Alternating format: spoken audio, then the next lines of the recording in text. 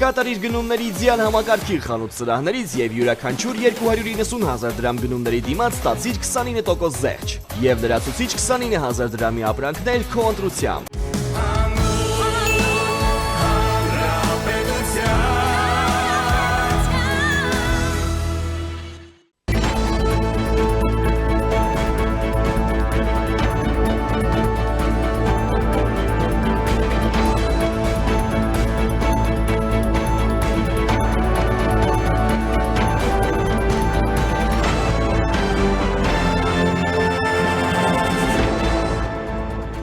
Երկու 2018-ին նստեցի մի մեքենայի ղեկին, որն ընթանում էր դեպի անդունդը, թվում էր այլ ճանապարհ չկա, բայց մենք գտանք այդ ճանապարհը։ Գեղանիստում ասել է Նիկոլ Փաշինյանը, իսկ Արագածոտնում քարոզ արշավ անցկացնող ուժեղ Հայաստանը քննադատել է Փաշինյանի կառավարությանը թույլ տնտեսական քաղաքականության համար։ Վերբալ եւ գործնական ճնշումներ Ռուսաստանի Դաշնությունից Ռուսաստանի Դաշնության արտաքին գործերի փոխնախարար Գալուզինը հայտարարել է Մոսկվայում չեն կարող ընդունել այն քաղաքականությունը, որը վարում է Հայաստանի ղեկավարությունը, այն է պահպանել անդամակցությունը Եվրասիական տնտեսական միությանը, քանի դեռ այսպես ասած չի անցել Եվրոպական միության անդամակցությունը։ Ռուսաստանի Դաշնության արտաքին գործերի նախարարությունը արձագանքել է The Insider-ի հրապարակմանը նշելով նպատակն է ահաբեկել հայ հասարակությանը ընտրությունների նախօրեին։ Սախարովան խոսել է Եվրասիական տնտեսական միության նիստին Հայաստանի չմասնակցելուն, հայտարարելով, որ դա ողբերգություն չէ։ Բարև ձեզ, դուք դիտում եք առաջին լրատվականը, ես Սիրանուշ Պապյանն եմ, այսօր մայիսի 21-ն է 5 շաբթի։ Ուղիղ եթերում քննարկում ենք անցնող ժամերի կարևորագույն իրադարձությունները։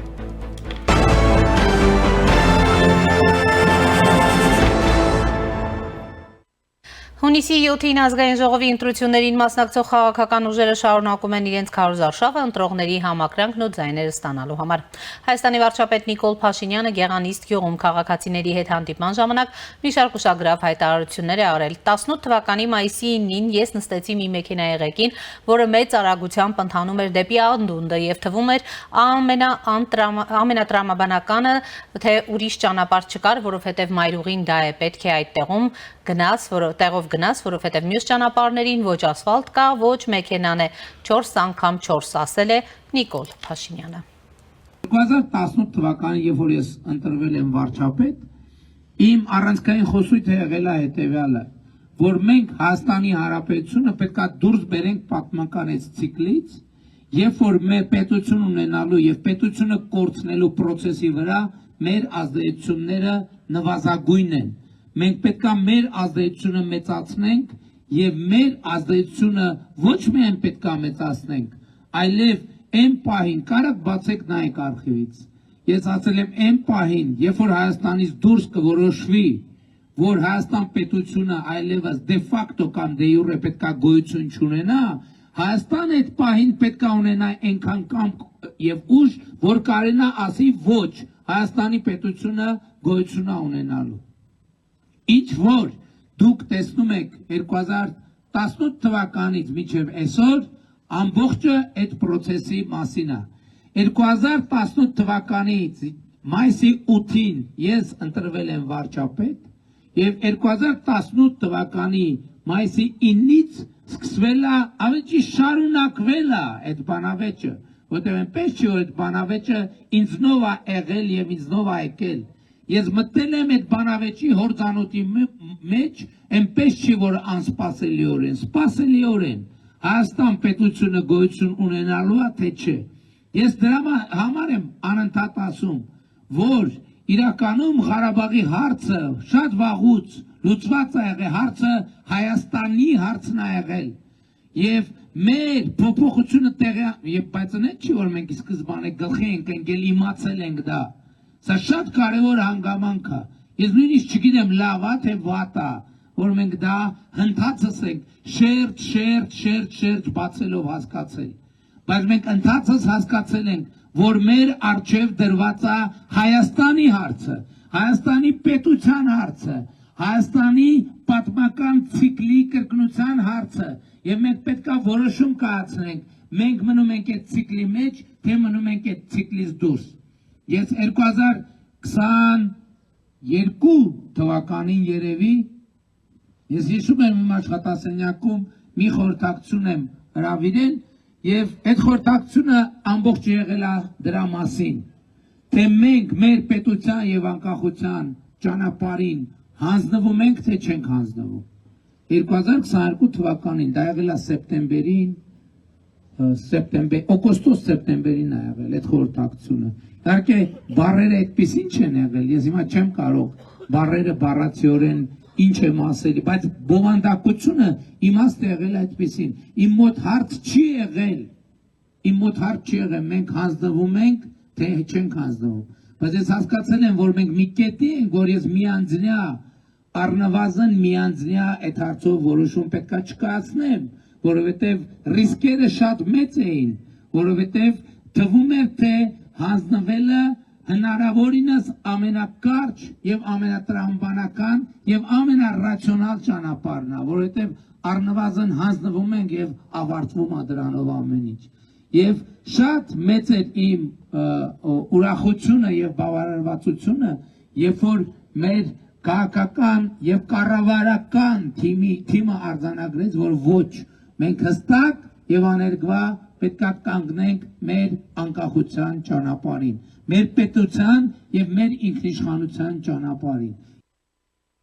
Ուժեղ Հայաստանը այսօր քարոզարշավ է անցկացրել Արագածոտնի մարզում Արագածավանում կուսակցության ցուցակը գլխավորող Նարեկ Կարապետյանը քննադատել է իշխանության կողմից տարվող տնտեսական ու արտաքին քաղաքականությունը։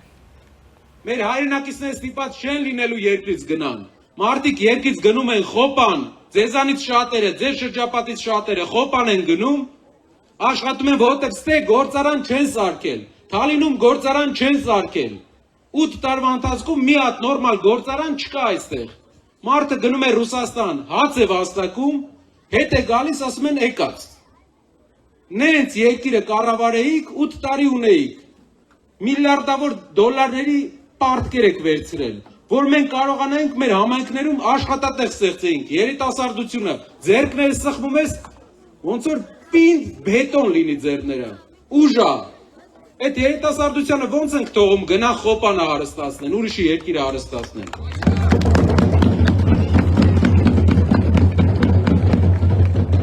Այդ բազուկները Հայաստանն են հարստացնելու։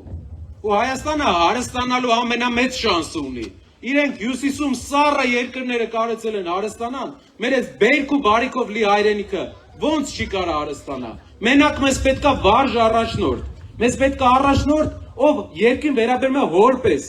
հերը կգա տուն, կասի խիչ ես գնացել զոհվել, հերը կգա տուն, կանանց վրա ճվճվա, կարող է մի անգամ նենց ջղայնանա, բայց նենց չի ամեն օր։ Այս մարդը մեզ որպես երկրի հայր չի վերաբերվում, վերաբերվում է որպես երկիր մտած 18 տարեկան չկայացած էակ։ Մեր երկրին հայրապետք, հայրաբար, եղբայրաբար մոտեցող մարդապետք, ով կստեղծի այդ աշխատատեղերը, չի թողի մեր ժողովուրդը գնա դուրս, այլ կաշխատի հայոց երկրի համար, որ այդ բազուկները, որ այսօր ես ձեզ բարևում էի, բետոնի նման, Հայաստանը ուժեղացնեն, ոչ թե օտար երկրները։ Իդեպ Ռուսաստանի իրավաբանական անձած միասնական պետական Գրանց Համատյանում ուժեղ Հայաստան դաշինքի առաջին համարի ու կուսակցության խորհրդի անդամ Նարեկ Կարապետյանի վերաբերյալ տվյալները խմբագրվել են։ Այժմ նշվում է, որ Նարեկ Կարապետյանը ոչ թե Ռուսաստանի, այլ Հայաստանի Հանրապետության քաղաքացի է։ Փոփոխությունը կատարվել է մայիսի 29 օրվա վերջում, ինչի վերաբերյալ հրապարակում է կատարվել նաև Ազգային ժողովի նախագահ քաղաքացիական պայմանագրի պատգամավորի տեխնացու Ալեն Սիմոնյանի կողմից նա նշել է, որ փաստաթուղթը ինչ-որ պահի անհասանելի է դարձել, այնուհետև այն խմբագրվել է։ Նարեկ Կարապետյանի քաղաքացիության հարցին անդրադարձել է նաև Ռուսաստանի արտաքին գործերի փոխնախարար Միխայիլ Գալուզինը, նա հայտարարել է, որ Կարապետյանը երբեք Ռուսաստանի քաղաքացիություն չի ունեցել։ Նարեկ Կարապետյանը մայիսի 20-ին Ֆակտոր TV լրագրողի հարցին ի պատասխան եւս պնդել էր, որ Հայաստանի քաղաքացիությունից բացի այլ քաղաքացիություն երբեք չի ունեցել։ Իրավաբանները դիմել են Ռուսաստանի Դաշնության դեսպանատուն ամենայն հավանականությամբ, որպեսզի պատասխան տրվի, նշել է նա։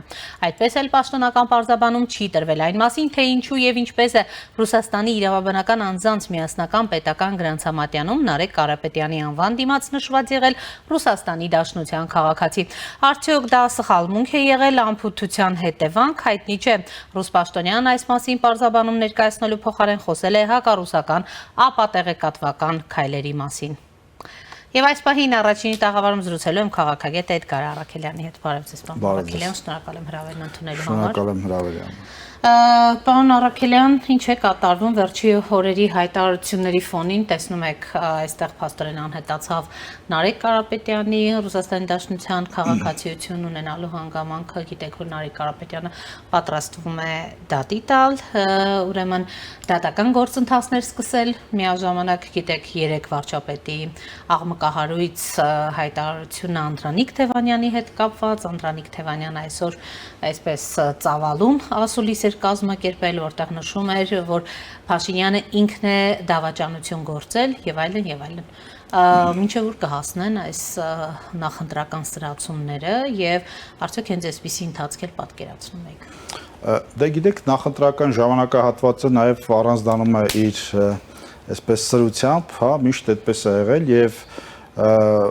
որոշակի խնդիրներ, որոնք կան նախընտրական ժամանակահատվածում ավելի այսպես խտանում են եւ ավելի ցայտուն են դրսեւորում, բայց այն ինչ որ մենք տեսնում ենք, փաստացի դրանց կամ այդ երևույթների մասին մենք նախկինում բազմիցս խոսել ենք։ Մենք բազմիցս խոսել ենք նաեւ ձեր տաղավարում, որ այս մարդիկ այս շրջանակները սպասարկում են դրսի շահերը։ Մենք տեսել ենք, թե օրինակ նույնիսկ եկեղեցու հոգևոր Բարսաշճան Պաշտոնյաները, այդ թվում կաթողիկոսի եղբորը պաշտոնական փաստաթուղթ կա հրապարակված, որ ինքը ուրեմն սովետական միության KGB-ի գործակալ է եղել ու այսպես շարունակ։ Ինչ վերաբերում է անձնագրի հետ կապված, գիտեք, այստեղ հետաքրքիրը ինչն է, թե ինչ օպերատիվությամբ են ռուսական անվտանգային ծառայությունները արձագանքում քաղաքացի Նարեկ Կարապետյանի անձնագրի թեմային։ Պատկերացնում եք, չէ՞, ասենք, որքան 100,000-ավոր հայեր կան, որոնք Ռուսաստանում են ու համոզված եղեք, որ անձնագրի եւ այլ նմանատիպ կացության իրավունքների եւ այլ խնդիրներ ունեն, բայց այսպես նույնիսկ րոպեների արագությամբ, հա, րոպեների արագությամբ այդ հայտարարությունից հետո այդ նույն պետական գործակալության կայքի տվյալ բանը անհասանելի դարձավ, ինֆորմացիայի հետ, այո, եւ հիմա էլի օպերատիվ կերպով իրենք ինչ որ շտկումներ են արել եւ ներկայացրել են այնպես ինչպես դուք մի փոքր առաջ ներկայացրեցիք, այսինքն իբր Նարեկ Կարապետյանը չի հանդիսացել Ռուսաստանի Դաշնության քաղաքացի։ Սա եւս հարցերը առաջացնում, ինչու են ռուսական իշխանությունները եւ անվտանգային կառույցները նման առանձնահատուկ վերաբերմունք ցուցաբերում քաղաքացի Կարապետյաններին եւ այլն։ Իհարկե հարցս ռետորական է, իսկ ինչ վերաբերում է էլի կրկին անդրադառնամ հրապարակված այդ մամուլի, հա, արտասահմանյան միջոցով հրապարակված նկատի ունեք, այ ես հենց այս առումով էլ ուզում եի անդրադառնանք թե ինսայդերի ուրեմն հետաքննությանը, տեսեք, այստեղ շատ կոնկրետ նաև մեղադրանքներ են հնչում Հայաստանի Հանրապետության ազգային անվտանգության ծառայության հասցեին, որ գիտեք, միայն այս հայտարարությունից հետո պետք չէ անընդհատ ուրեմն շեշտել Սամվել Կարապետյանի, այսպես ասած, օտարերկրյա գործակալ լինելու հանգամանքը, բայց եւ շատ կարեւոր է, որ իսկ ինչով են զբաղված եղել Հայաստանի, այսպես ասած, պատկան մարմինը, օրինակ ազգային անվտանգության ծառայությունը, այստեղ այսպես պիտի հայտարարենք ու անցնենք առաջ, օրինակ իրավապաշտպան Արտուր Սարգսյանը ասում էր, որ առհասարակ այսքան բացահայտումներից հետո Կարապետյանների ընտանիքին պիտի 24 ժամ տրվեր Հայաստանի սահմանները լքելու համար։ Եվ պիտի ԱԱԾ համապատասխան ուրեմն թերացած պաշտոնյաները, բաժինը ընդհանրապես հեռացվեին աշխատանքից։ Այս հարցերում եթե իսկապես կլինեն թերացած պաշտոնյաներ, բնականաբար իրանք պետք է պատասխանատվության ենթարկվեն, եթե իրանք պետք է այս ամենը բացահայտեին, ներկայացնեն եւ չեն ներկայացնել։ Մյուս կողմից մենք գիտենք, որ շատ հաճախ հետաքննական լրագրողական խմբերը իրենց այսպես միջին օղակների կապերով միգուցե շատ ավելի շատ բացահայտումներ են կարողանում անել, քան նույնիսկ շատ հզոր երկրների անվտանգության ծառայության ներկայացուցիչները կամ ծառայությունները, սա նույնպես պրակտիկա է եւ այդ տեսանկյունից ես կարծում եմ, որ այն փաստերը, որոնք իսկապես բացահայտվել են, պետքա լուրջ հետևությունների ենթարկվեն եւ լուրջ հետևանքներ ունենան եւ ես կարծում եմ եւ համոզմունք ունեմ, որ նման հետևանքներ կունենան, քանի որ սա փաստացի ըստ էության պետության անվտանգության, քաղաքական անվտանգության եւ մեր պետության հետագա գոյությանը սպառնացող վտանգներ են։ Ես նշեցի, որ նույնիսկ կաթողիկոս Կտրիշ Ներսիսյանի եղբայր ուրեմն Եզրասի հետ կապված եղան բացահայտումներ եւ ըստ էության, եթե ելի մենք հետայաց նայում ենք, պատահական չի երևի, որ Կարապետյանները եւ Եզրասն ու Կտրիշ Ներսիսյանը այսպես առանձնահատուկ սեր ունեն միմյանց նկատմամբ, քանի որ երևի եւ Եզրասը եւ Կարապետյանները ունեն ընդհանուր այսպես գործատու կամ ընդհանուր շահեր այդ ոլորտում եւ գիտեք մեծ առումով կարծում եմ բոլորին այլևս պարզ է ովքեր են Հայաստանի հատկապես քաղաքական դաշտի այդ ներկայացուցիչները եւ այո ես կարծում եմ որ սա ազգային անվտանգության խնդիր է հիմնախնդիր է եւ ես համոզմունք ունեմ որ մեր պատկան մարմինները պատշաճ կերպով կզբաղվեն այս հարցերով։ Պարոն Առաքելյան, դուք տեսաք նաև Ռուսաստանի Դաշնության արձագանքը The Insider հրապարակմանը, փաստորեն նրանք սա այսպես հիմնավորում են հետևյալ կերպ, այս հրապարակումը եւս այսպես Հայաստանում որոշակի վախի մթնոլորտ ստեղծելու համար է, անվստահություն ստեղծելու համար է, հիմա վերջին օրերին ռուսական կողմը ամեն ինչն է անդրադառնում Զախարովան, ընդհանուր անդրադարձել էր Փաշինյանի եւ այն կնոջ ուրեմն Արաբկիր համայնքում տեղի ունեցած միջադեպին, այսինքն հասել է այսպես անգամ դետալային ուրեմն քննարկումներին, քննադատությանը, արձագանքին, դուք տեսնում եք նրանց այս արձագանքը, սա այս ամենը պայմանավորում եք ուրեմն նախընտրական տրամաբանությամբ նախընտրական տրամադրությունները, որոնք առկա են օրինակ թե Ռուսաստանի Դաշնությունում, թե Հայաստանի Հանրապետությունում։ Տեսեք նախ ես կարծում եմ Տիկին Զախարովան Ռուսաստան այսօր շատ լուրջ խնդիրներ ունի եւ ճիշտ կլներ հատկապես Տիկին Զախարովան անդրադառնալ Ռուսաստանի ներքին խնդիրներին եւ Ռուսաստանի այն քաղաքացիներին, ովքեր ամենօրյա ռեժիմով դրանց մասին խոսում են, չնայած մյուս կողմից էլ Կարապետյանները նույնպես Ռուսաստանի քաղաքացիներ են եւ իրենք այդ մասին հայտարարել են Ռուսաստանի նախագահը հայտարարել է որ իրենք ռուսամետ քաղաքական ուժեր են իսկ դրանից առաջ էլի Մարիա Զախարովան հայտարարել է որ Սամվել Կարապետյանը ռուսական հայ այսպես գործարար է եւ այս տեսանկյունից բնականաբար ինչ որ առումով իրենց տեխնացուին են պաշտպանում, բայց երբ որ մենք խոսում ենք որ օպերատիվ ռեժիմով իրենք պատասխանում են, տպավորություն է ստեղծում, որ ուրեմն Տիկին Զախարովան կամ Ռուսաստանի արտգործ նախարարությունը Սամվել Կարապետյանի նախընտրական շտաբի տեղեկատվական բաժնի ինչ որ գործառույթներ իրականացում կամ այդ տեղեկատվական բաժնի աշխատակիցներ են դարձել իսկապես տպավորությունը այդպեսին է, քանի որ ինչպես ես արդեն նշեցի, այդ օպերատիվությունը շատ այսպես ցայտուն կերպով երևում է, թե անձնագրի հետ կապված, թե այստեղ նույնիսկ Հայաստանի վարչապետի ուրեմն նախընտրական արշավի առանձին դրվագներ են իրենք վերցնում եւ դարձնում այդ գերտերության արտաքին քաղաքական գերատեսչության պաշտոնական ներկայացուցիչի ուրեմն խոսելու թեմա դրա համար եմ ես շեշտում որ տպավորություն է որ իրենք դարձել են Կարապետյանների նախընտրական շտաբի քարոզչական մասի պատասխանատուները Լավ, պարոն Առաքելյան,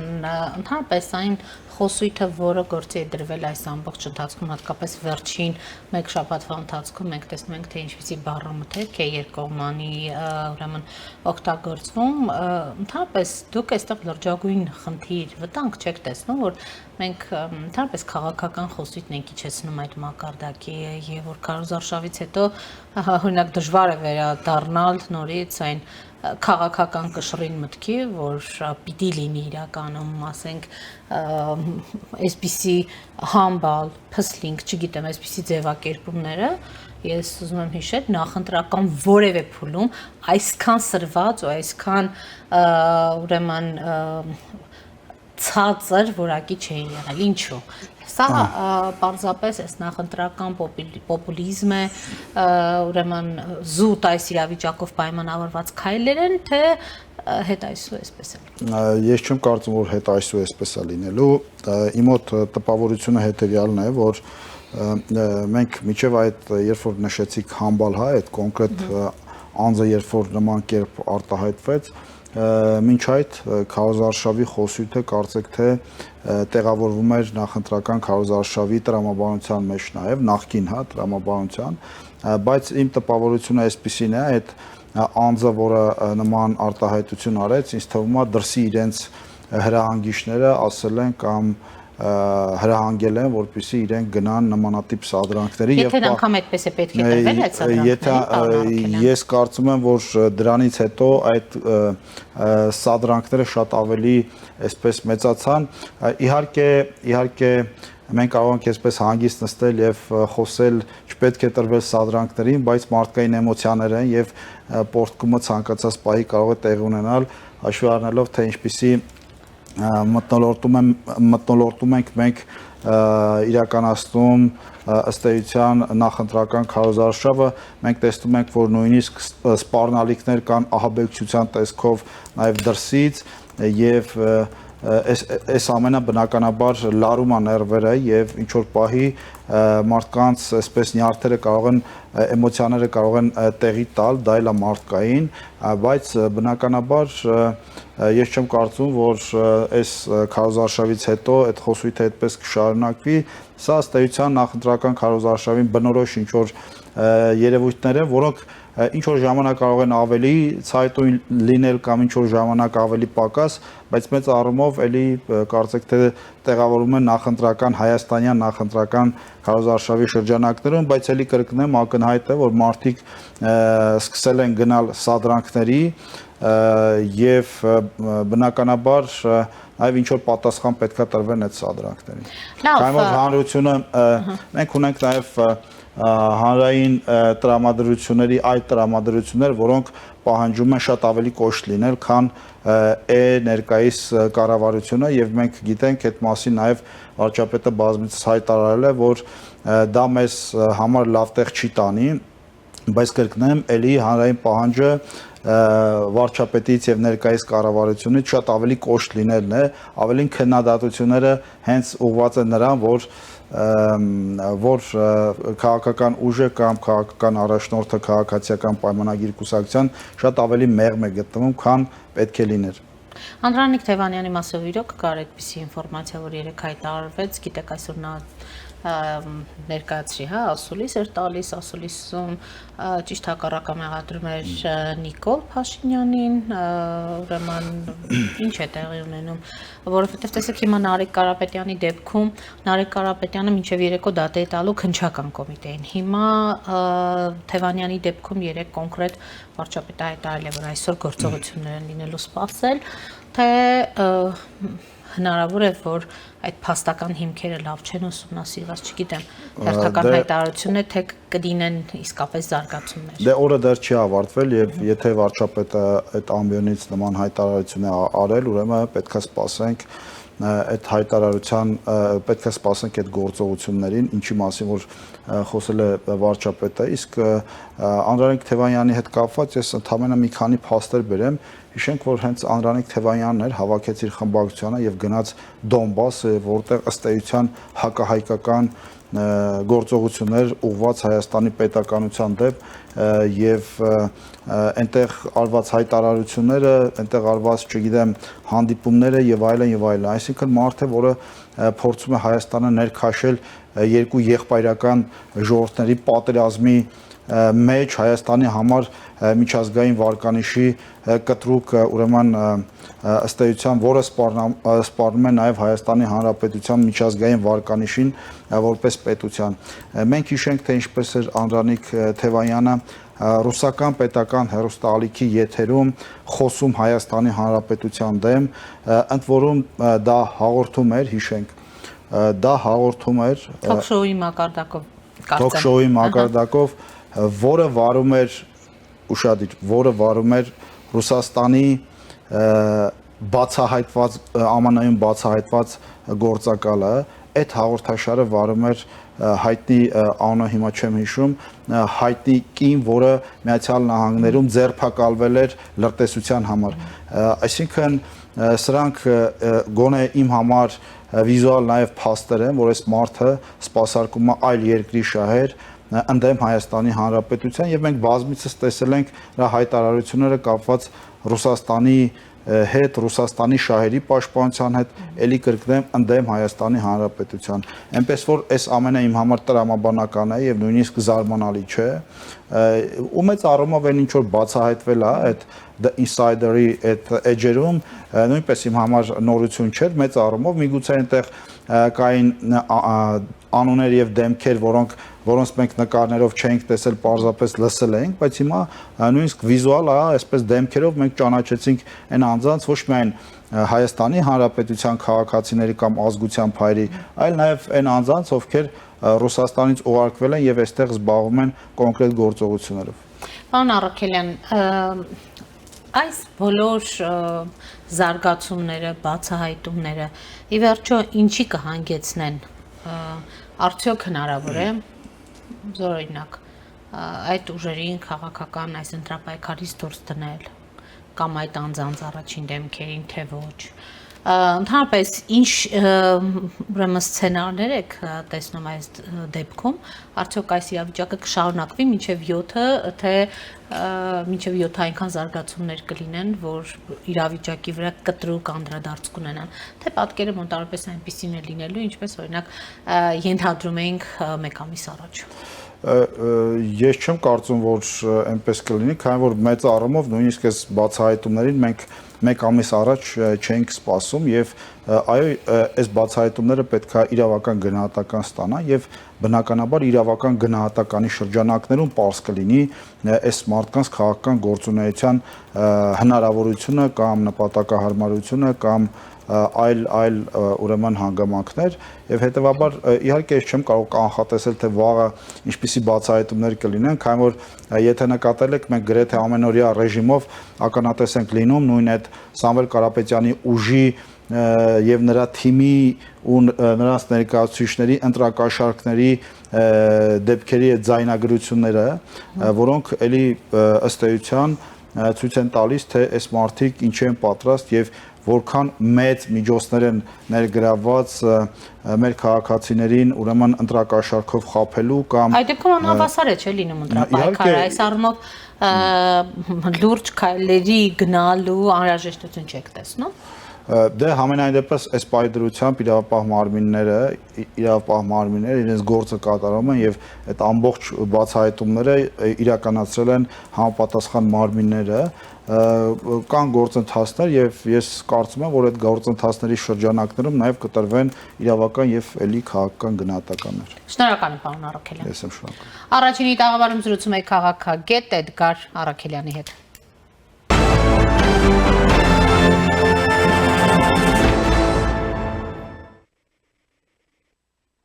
Վերջին օրերին կրկին ուժ գնացել է Ռուսաստանի վերբալ ու գործնական ճնշումները Հայաստանի նկատմամբ վերլուծաբանների գնահատմամբ։ Դա կապված է վերջերս Երևանում անցկացված Եվրոպական քաղաքական համայնքի գագաթնաժողովում ու առաջիկայում սպասվող ԵԱՏՄ գագաթնաժողովի հետ, որտեղ ամենայն հավանականությամբ կքննարկվի նաև Հայաստանի հարցը։ Վերջին ժամանակներս Ռուսաստանի իշխանությունները արդեն բացահայտ Հայաստանին դնում են երկընտրանքի առջև կամ գնում ենք դեպի Եվրամիություն եւ զրկվում տնտեսական արտոնություններից կամ էլ սահմանափակում է ձեր հարաբերությունները Եվրամիության հետ եւ օգտվում է ԳԱՏՄ-ի տված հնարավորություններից։ Հիմա էլ Ռուսաստանի Դաշնության արտաքին գործերի փոխնախարար Միխայել Գալուզինն է հայտարարել, թե Մոսկվայում չեն կարող ընդունել այն քաղաքականությունը, որը վարում է Հայաստանի ղեկավարությունը, այն է պահպանել անդամակցությունը Եվրասիական տնտեսական միությանը, քանի դեռ, այսպես ասած, չի անցել Եվրոպական միության անդամակցությանը։ Նրա խոսքով Եվրամիության անդամակցության վերաբերյալ քննարկումները հաճախ ունեն պոպուլիստական բնույթ եւ նման գործընթացներ նախկինում տեղի են ունեցել նաեւ այլ երկրներում։ Հայաստանի Եվրամիության ներգրավելը պոպուլիստական տնտեսական կարգախոս է, նույն մարտավարությունը կիրառվել է Ուկրաինայի եւ Մոլդովայի դեպքում, ասել է նա։ Բացի այդ, Ռուսաստանի անվտանգության խորհուրդը 3 հատուկ նիստում քննարկել է Հայաստանի հետ հետագա համագործակցությունը քաղաքական ու տնտեսական ոլորտներում։ Խորհրդի քարտուղար Սերգեյ Շոյգուն պնդել է, թե Հայաստանի ղեկավարությունը վերջերս քայլեր է ձեռնարկում, որոնք անհամատեղելի են Ռուսաստանի հետ դաշնակցային հարաբերությունների ոգուն։ Որպես օրինակ, պնդել է, թե Ռուսաստանի նկատմամբ ոչ բարյացակամ տրամադրված մի շարք երկրներ վերջին տարիներին դարձել են Հայաստանի ռազմավարական գործընկերները, որոնց հետ Երևանը նախատեսում է անվտանգության ոլորտում համագործակցության խորացում, անցկացվում են համատեղ զորավարժություններ։ Բացի այդ, հիշատակել է Հայաստանի անդամակցությունը միջազգային քրեական դատարանին, Ռուսաստանի քաղաքացիների արտահանձնումը երրորդ երկրներ, ռուսաստանյան տնտեսական օպերատորների գործունեության պայմանների դիտավորյալ վատթարացումը եւ Կիևի ռեժիմին հարթակ տրամադրելը եվրոպական քաղաքական համայնքի գագաթնաժողովում։ Հայաստանը միջազգային հարթակներում պարբերաբար համաձայնում է Եվրամիության դիրքորոշմանը եւ ակտիվորեն աշխատում է ստանդարտների փոփոխման եւ Եվրամիության հետ մաքսային ու առևտրային ռեժիմների համաձայնեցման ուղղությամբ, որը կարող է չհամապատասխանել Հայաստանի պարտավորություններին Եվրասիական տնտեսական միության շրջանակներում, ասել է Շոյգուն։ Բարձրաստիճան ռուս պաշտոնյան պնդել է, թե Մոսկվան հասկանում է Հայաստանի ղեկավարության ցանկությունը օգուտ քաղել Ռուսաստանի հետ հարաբերություններից, սակայն համագործակցությունը եւ ռազմավարական գործընկերությունը պետք է լինեն երկկողմանի։ Խոսելով այն մասին, ինչ կարող է Հայաստանը կորցնել Ռուսաստանի Դաշնության անվտանգության խորհրդի քարտուղարը ընդգծել է. Ռուսաստանը Հայաստանին մատակարարում է բնական գազալյուր, հացահատիկ, պարարտանյութ եւ բենզին շուկայական գներից 3 անգամ ավելի ցածր գներով։ Մեր երկիրը առաջին տեղում է ինչպես արտահանման, այնպես էլ ներմուծման առումով, հայտարարել է Շոյգուն, հավելելով այսօր Հայաստանի գյուղատնտեսական ապրանքների մինչև 98% արտահանվում է Ռուսաստանի Դաշնություն, թունդ ալկոհոլային խմիչքների 78%։ 25 թվականին մատակարարումների ծավալը գերազանցել է $700 միլիոն։ Շոյգուն նաև Ռուսաստանում աշխատող հայ միգրանտների մասին է հիշել։ Հայաստանի Հանրապետության քաղաքացիները աշխատում են Ռուսաստանում առանց քվոտաների, արտոնագրերի կամ աշխատանքային թույլտվությունների, վայելելով հավասար առողջապահական, կենսաթոշակային եւ սոցիալական ապահովագրության իրավունքներ։ Ռուսաստանից Հայաստան անցյալ տարի գրեթե 3.9 միլիարդ դոլար է փոխանցվել, դրամական փոխանցումների ընդհանուր ծավալի գրեթե 2/3 կամ Հայաստանի ՀՆԱ-ի մոտ 13%, ասել է նա։ Ավելին, Ռուսաստանի անվտանգության խորհրդի քարտուղարը պնդել է, թե հենց Դաշնության շնորհիվ է Հայաստանը 90-ականներին պահպանել ինքնիշխանությունը, իսկ 2020 թվականին հենց Ռուսաստանի միջնորդությունն է թույլ տվել դադարեցնել ռազմական գործողությունները։ Բացի այդ, Ռուսաստանի արտաքին գործերի նախարարությունը 3 հերքել է The Insider պարբերականի հրապարակումը Հայաստանում կայանալիք խորհրդարանական ընտրություններին ռուսական միջամտության, Ռուսաստանի Դաշնության դիվանագետների կողմից Հայաստանում լրտեսական գործունեություն իրականացնելու վերաբերյալ։ Ռուսաստանի Դաշնության արտաքին գործերի նախարարությունը հայտարարություն է տարածել, շեշտելով, որ այդ հրապարակումը կեղծ է, իսկ The Insider պարբերականին անվանել է օտարերկրյա գործակալ, որը կատարում է իր արտասահմանյան կուրատորների պատվերները։ Ռուսաստանի Դաշնության արտաքին գործերի նախարարությունը հայտարարել է, թե այդ հրապարակումը սադրանք է միտված Ռուսաստանի դիվանագետների վրա հոգեբանական ճնշում գործադրելուն եւ ընտրություններից առաջ Հայաստանի հասարակության մոտ վախ սերմանելուն։ Հայտարարության մեջ նշվում է, որ հրապարակման հեղինակները Ռուսաստանի Դաշնության դիվանագիտական առաքելության ներկայացուցիչների կենսագրական տվյալները ներկայացնելուց թույլ են տվել փաստական բազմաթիվ սխալներ եւ անճշտություններ։ Ռուսաստանի Դաշնության արտաքին գործերի նախարարությունը հավելել է, որ The Insider-ի հրապարակած սկրինշոթերը հավաստի չեն, շեշտելով, որ պարբերականը չի կարողացել ներկայացնել որևէ համոզիչ փաստ հրապարակման հավաստիությունը հաստատելու համար։ Բացի այսպես կոչված բանավոր զգուշացումներից ռուսական կողմը անցել է նաև գործնական պատժամիջոցների։ Երեք հայտնի է դարձել նաև, որ անասնաբուժական ու բուսասանիտարական հսկողության դաշնային ծառայությունը 26 թվականի մայիսի 22-ից ժամանակավոր սահմանափակումներ կսահմանի Հայաստանից ծաղիկների ներմուծման վրա։ Այս մասին հայտնել են գերատեսչությունից։ Գործակալությունը պարզաբանել է, որ որոշումը կայացվել է Ռուսաստանի բուսասանիտարական անվտանգությունը եւ արտահանման ներուժը պաշտպանելու համար։ Հայտարարության մեջ ընդգծվում է, որ չնայած Հայաստանի սննդի անվտանգության տեսչության կողմից տրված երաշխիքներին, ԵԱՏՄ-ի համար կարանտինային ապրանքների հայտնաբերումը շարունակվում է։ Այսպիսով, ներբուծված 96.2 միլիոն ծաղկային արտադրանքի մեջ հայտնաբերվել է 135 դեպք, որը կազմում է 25 թվականի ընթացքում հայտնաբերված դեպքերի ընդհանուր թվի 77%-ը։ Եվ այսօր արտաքին գործերի նախարար Արարատ Միրզոյանն է անդրադարձել Օվերչուկի եւ Շոյգուի վերջին օրերի հայտարարություններին։ Նախարարը մասնավորապես նշել է, որ Հայաստանի Եվրասիական տնտեսական միությունը լքելու հարցը չի կարող քննարկվել, քանի դեռ Հայաստանը այդպիսի հայտ ու ցանկություն չի ներկայացրել։ Հարցին Հայաստանի Հանրապետությունը երբ որոշում կկայացնի, Միրզոյանը պատասխանել է, երբ հարցի քննարկման անհրաժեշտություն լինի։ Ես ոչ մի ժամկետ չեմ կարող ասել, այդպիսի խնդիր մեր օրակարգում դրված չի այսօր։ Դիտարկմանը հնարավոր է ԵԱՏՄ-ում Հայաստանի անդամակցությունը սառեցվի, մինչև Հայաստանը կողմնորոշվի, Միրզոյանը արձագանքել է, չի կարող այդպիսի բան լինել, դա Հայաստանի կոնսենսուսային ձայներով որոշվող առաջնորդվող կազմակերպություն է, ինչպես կարող է այդպիսի բան լինել։ Այսօր Ռուսաստանի Դաշնության պաշտոնական ներկայացուցիչ Մարիա Զախարովան է անդրադարձել հարցին, որ մայիսի 28-ին Աստանայում կանալիք ԵԱՏՄ ղեկավարների նիստին չի մասնակցի Հայաստանի Հանրապետությունը։ Я напомню, согласно установленным правилам, в заседаниях Высшего Евразийского экономического совета, Евразийского межправительственного совета должны участвовать их члены. Никакой, конечно, трагедии нет для самого объединения, вопрос только в самой Армении. Мы предпочитаем судить по конкретным практическим шагам правительства Армении в рамках реализации некой проевропейской политики, их влиянию на евразийские интеграционные процессы. Мы изначально говорили о том, что невозможно сочетать членство в ЕАЭС с внедрением наднациональных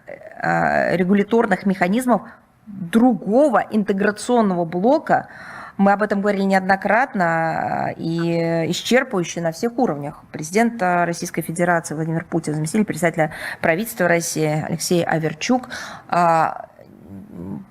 И у этого есть конкретная причина, потому что те самые, так сказать, западноевропейские, ЕСовские, не знаю, там, как еще можно их назвать, структуры ведут деструктивную политику, политику незаконных санкций в отношении тех стран, которые входят как раз в ЕАЭС. Поэтому это придет просто в прямое противоречие. Это не потому, что мы против, и не потому, что мы, так сказать, исповедуем принцип либо-либо. Мы как раз его не исповедуем. Мы всегда говорили о том, что можно органично сочетать взаимодействие на всех, так сказать, направлениях. И говорили это до тех пор, пока с одного из направлений, именно западноевропейского, не начали поступать прямые удары по экономике, торговле, финансам и в виде незаконных, нелегитимных санкций, когда это все превратилось в гибридную войну, в том числе в торговом измерении.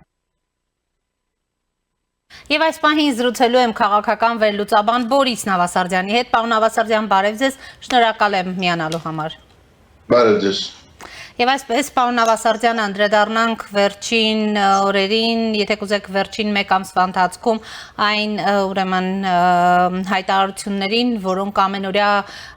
ռեժիմով ընթերցում ենք, ծանոթանում ենք Ռուսաստանի Դաշնության ուրեմն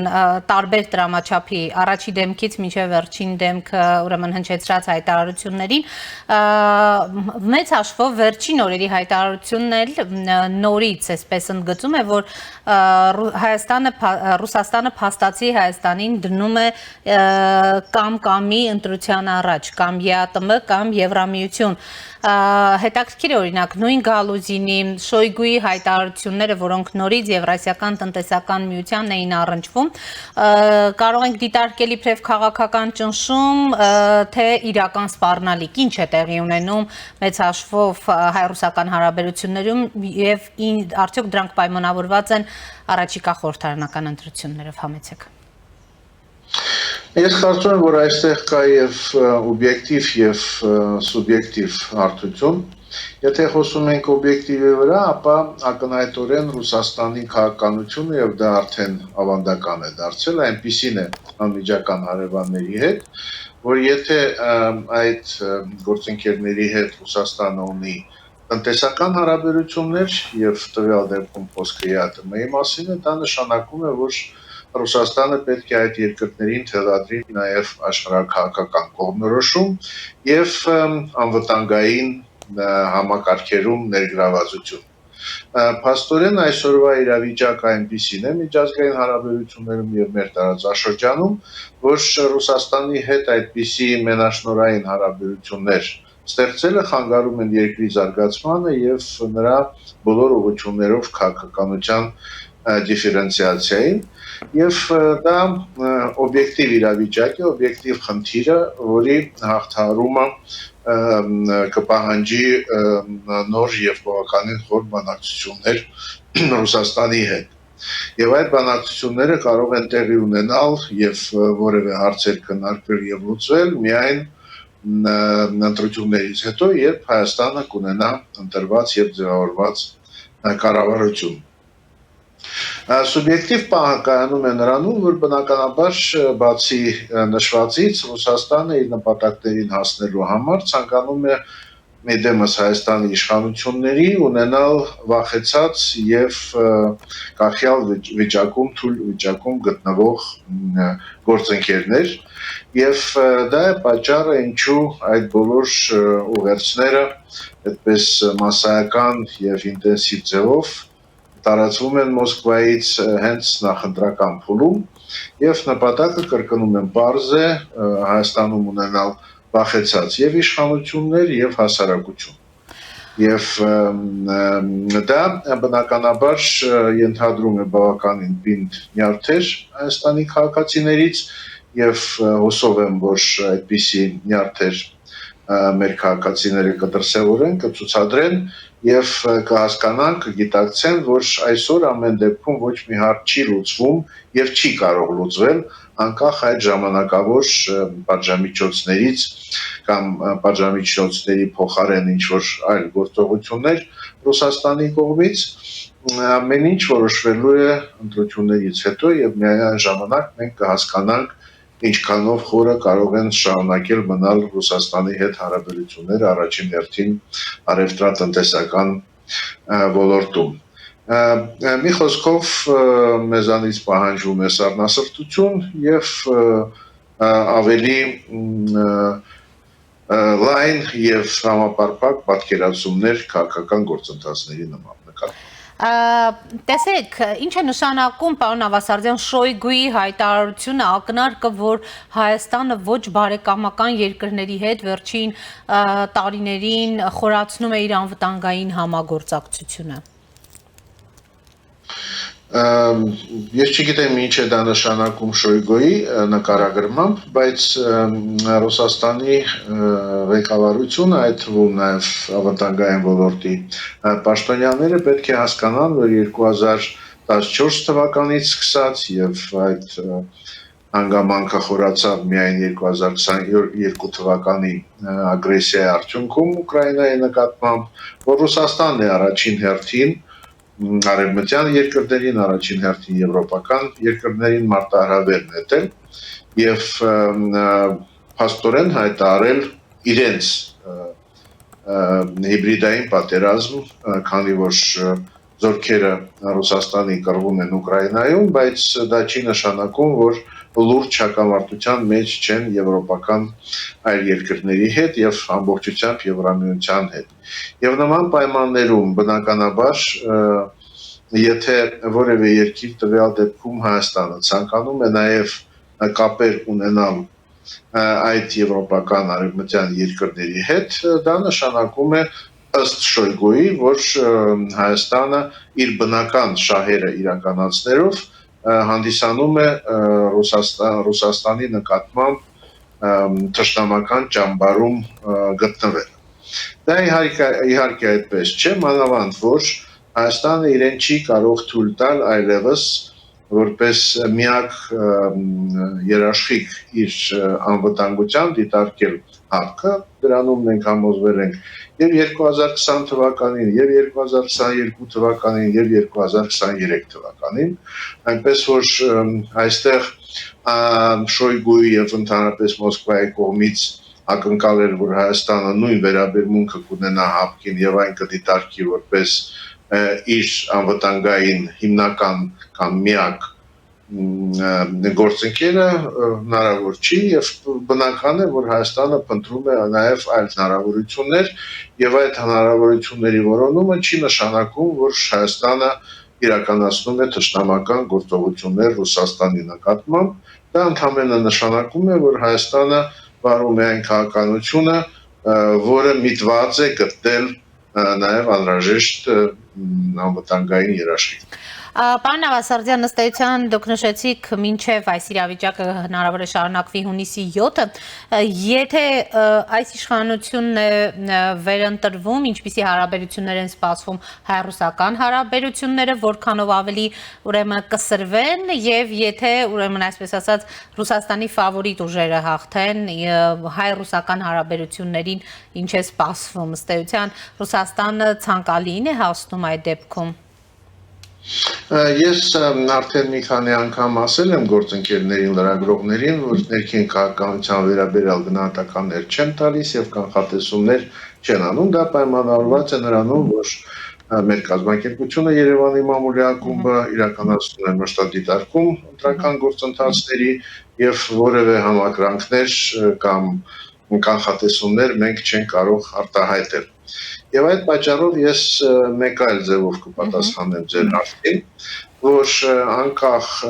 ընտրությունների արդյունքներից Հայաստանը մտնելու է լուրջ բանակցային գործընթացի մեջ Ռուսաստանի հետ եւ ցանկացած հայաստանյան կառավարություն այդ գործընթացի մեջ պետք է մտնի։ Եվ միայն այդ բանակցությունների արդյունքում նաեւ մեր ներկայացուցիչների դիվանագիտական հմտություններից է կախված, արդյոք մենք կարողանանք հաղթահարել պոտենցիալ ճգնաժամը Ռուսաստանի հետ հարաբերություններում։ Ես կարծում եմ, որ պրագմատիկ վերաբերմունք հարցին եւ Մոսկվայի եւ Երևանի պարագայում կարող է օգնել եւ հասնել այն նպատակին, որը կարծում եմ ձեռնտու է Հայաստանին, այսինքն պահպանել այն հարաբերությունները Ռուսաստանի հետ, որոնք փոխադարձաբար օգտակար են եւ բխում են փոխադարձաբար շահերից երկու երկրների։ Ես կարծում եմ, որ այդպիսի մոդել եւ այդպիսի բալանս հնարավոր է եւ երբ մենք խոսում ենք այն ռիսկերից, որոնք բնականաբար առկա են, եթե խզվեն հայ-ռուսական հարաբերությունները առևտրատնտեսական ոլորտում, որ դա լավ բան չի խոստանում նաև Ռուսաստանին, թեև բնականաբար օգուտները սիմետրիկ չեն եւ նույնը չեն այդ երկկողմանի հարաբերություններում, բայց տուժելու են երկու երկրները եւ դա է պատճառը, ինչու շատ պրագմատիկ եւ այսօրվա իրողություններից աշխարհակաղակական եւ անվտանգային ելնելով վերանայումը հարաբերությունների եւ նոր արդյունավետ գործակցության մոդելների որոնումը այլընտրանք չունի։ Պարոն Նավասարդյան, ուրեմն գալով հայ-ռուսական հարաբերություններին, եթե ըստ էության Եվրասիական տնտեսական միությունը ինքը տնտեսական միություն է, հա, եւ ռուս պաշտոնյաներն էլ խոսում են երկկողմ այդ հարաբերությունների կամ Հայաստանի ընդհանրապես դեպքում որքան օգուտներ է Հայաստանը ստանում, բայց մեծ հաշվով լինելով տնտեսական միություն, Հայաստանի նկատմամբ այն որպես քաղաքական ճնշման գործիք է օգտագործվում։ Այո, դա այդպես է եւ մեր զրույցի սկզբում ես շեշտել եմ, որ Ռուսաստանը չափազանց լայն է հասկանում ԵԱՏՄ-ի առաքելությունը եւ ընդհանրապես այդ միավորի ստեղծման գաղափարը, որ ոչ միայն ստորագրած փաստաթղթերն են ԵԱՏՄ-ի շրջանակներում դերակատարություն ունենում, այլ նաեւ անդամ երկրների աշխարհակաղակական կողմնորոշումները եւ անվտանգային խնդիրների լուծումը, բայց կարծում եմ բնական process է, որ ոչ միայն Հայաստանը, այլ նաեւ այլ ԵԱՏՄ անդամները փնտրելու են այլընտրանքներ իրենց զարգացման համար, զարգացմանը բոլոր ոլորտներում, այդ թվում նաեւ աշխարհակաղակական դիրքորոշման եւ անվտանգային ոլորտում Հայաստանը միակը չի, փաստորեն Հայաստանում են տեղի ունենում ընտրությունները եւ հնարավորություն կա որոշակի ճնշում գործադրել մեր հասարակության վրա եւ դա է պատճառը, ինչու Մոսկվան կենտրոնացած է հենց Հայաստանի նկատմամբ, բայց դա բոլորովին չի նշանակում, որ Հայաստանը միակն է ԵԱՏՄ-ում,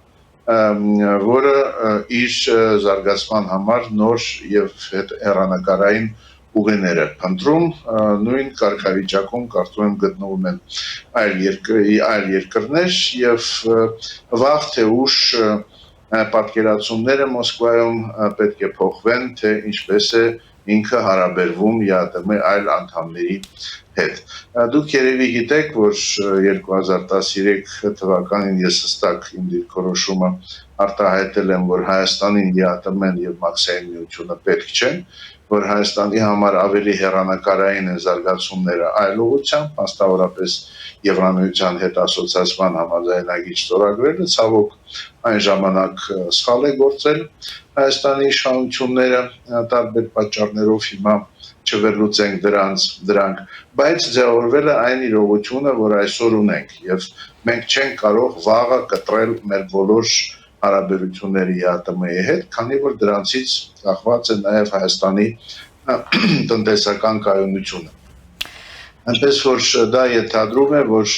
դիվերսիֆիկացումը արտաքին քաղաքականության, այդ թվում նաև առևտրատնտեսական ոլորտում անհրաժեշտ է, սակայն դա պետք է կատարվի բոլոր գործընկերների հետ եւ պոտենցիալ եւ այսօր առկա կառուցողական եւ արդյունավետ բանակցությունների միջոցով։ Պարոն Նավասարդյան, արդյոք այս Ռուսաստանից եկող կոշտ հայտարարությունները նույն հայ հասարակության մոտ այսպես ավելի շատ հակառուսական տրամադրությունները չեն խորացնում, որովհետև մենք բազմիցս խոսել ենք, որ Հայաստանում հատկապես 44-օրյա պատերազմից հետո ինչպիսի տրամադրություններ են եւ տարբեր սոցիոլոգիական հարցումներ են ցույց տալիս հայ հասարակության Ռուսաստանի իշխանությունների վարած քաղաքականության նկատմամբ վերաբերել, այնուամենայնիվ երբ այսպիսի հայտարարություններ են հնչում, դրանք էլ ավելի չեն խորացնում եւ օրինակ Ռուսաստանի Դաշնությունը ուրեմն չի պատկերացնում, որ այս ճնշումները կարող են ունենալ հակառակ արդյունք, օրինակ արագացնելով Հայաստանի հեռացումը Ռուսաստանի Դաշնությունից։ Միանշանակ երկակի ազդեցություն դա կարող է ունենալ, մի կողմից հասարակության մի մասը զգուշանում է, տեսնում է ռիսկեր եւ կգերադասել միգուցե որ այդ ռիսկերից մենք խուսափենք, բայց հասարակության մյուս մասը համարում է, որ ընդհանրապես դա նշանակում է, որ Ռուսաստանի հետ հնարավորինս արագ պետք է հարաբերությունները խզել եւ գտնել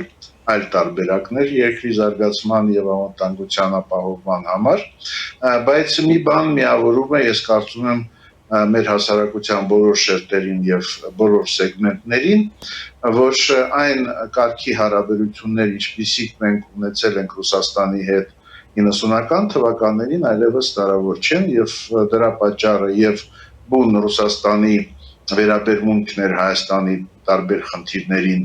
վերջի տարիների ընթացքում եւ ընդհանրապես Ռուսաստանի դիրքի փոփոխությունը աշխարհում եւ տարածաշրջանում։ Ես կարծում եմ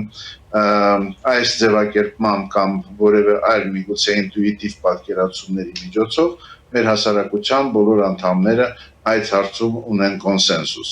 Թե այդ փոփոխությունները հարաբերություններում ռուս-հայկական ինչպիսին պետք է լինեն, այստեղ պարզ է, որ կարող են լինել հակասական կարծիքներ, բայց որ նույնը չեն լինելու եւ նույն մտերմությունը չի լինելու ինչ եղել է, դա կարծում եմ բոլորի համար պարզ է։ Պարոն Նավասարդյան, իսկապես